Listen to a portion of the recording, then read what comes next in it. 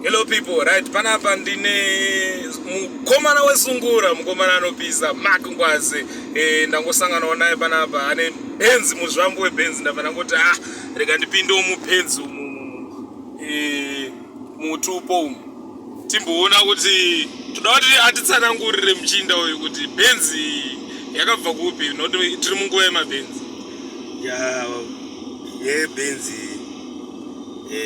nyaya yekuunganidza masenzi kuti utenge benzi, saka atova atenda tenzi vari kutipawo chanzi kunyangwe kusvika pamusanzi tinge tikatsvake mabhanzi tinotsvaka baranzi. Benzi ndeyamata akuti semunhu anobikira ikatimbovatengerawo zvino vakadzi vanozobhowera chinhu wani vanoda vachengetedza mota kuti darika ndopatopota tichidziba tichimbopinda mumashopsi tichitenga chichi. Benzi ndeyamata musafunga kuti ndeyangu tozotadza kutengera mabenzi autengera wangu chinhu ndeyediri yamata. Saka yanyaya isati yawe here kudai? Yangu inini ndakaita munyama ka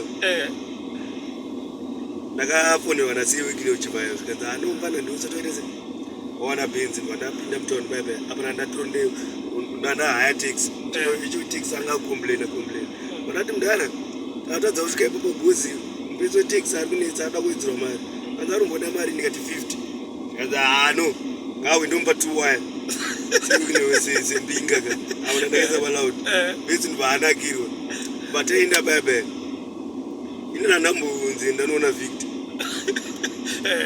vanangonzi anochi pane jeu iri patora mupana wangu vandatora jeu iye unongozatiswa mwa zvekudhiraivha hatizvifarire ndopa ubed mangani manager driver wangu vapisa mota vataenda paeglin apa vanhu vaungana baibai baba mota ikadirwa duro tikapuwa mari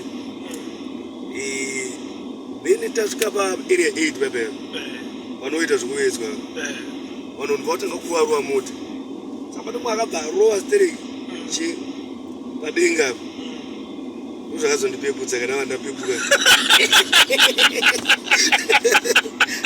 wana maisisiriya ndakapuwa kuupe kana